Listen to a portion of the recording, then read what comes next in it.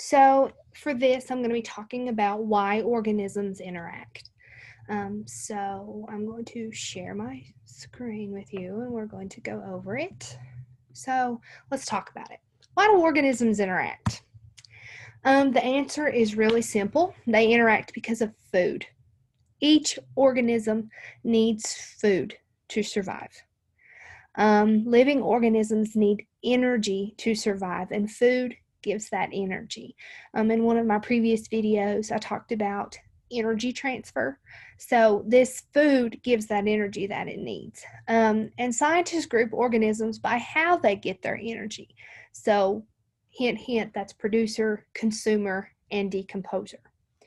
And we also describe organisms by how they interact with each other, members of their ecosystem, with other members of their ecosystem. So we're going to talk about predator and prey. So let's talk about what predator and prey is. So a predator is the animal who eats another animal for food.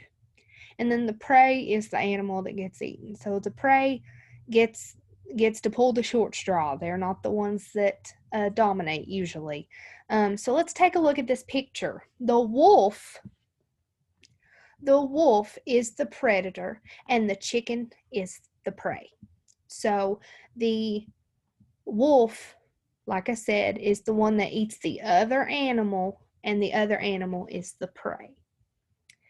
So how do we model ecosystems? So let's talk about that. We model ecosystems through a food chain. And the arrows in the photo show how each organism gets energy. So let's start. We've got this plant. We've got this dead plant. Well, this worm eats this dead plant. Okay, so there's energy transfer from the plant to the worm. And then the worm gets eaten by the turtle. So this turtle gets the energy from the worm. Well, then the eagle eats the turtle. And so the eagle gets energy from this turtle. So it's a chain. It's a chain reaction of things that happen. So one eats one, then this one eats this one, and then this one eats this one. So that's how that works. So let's practice. Let's look at this. So we have got these 4 different parts. And the first thing that we want to start with is the lowest of the low. So out of these 4 options, what's something that's probably going to be eaten first? I think that the acorns is the first thing that needs to go in here. The acorns need to come first. And then what do you think is going to eat the acorns?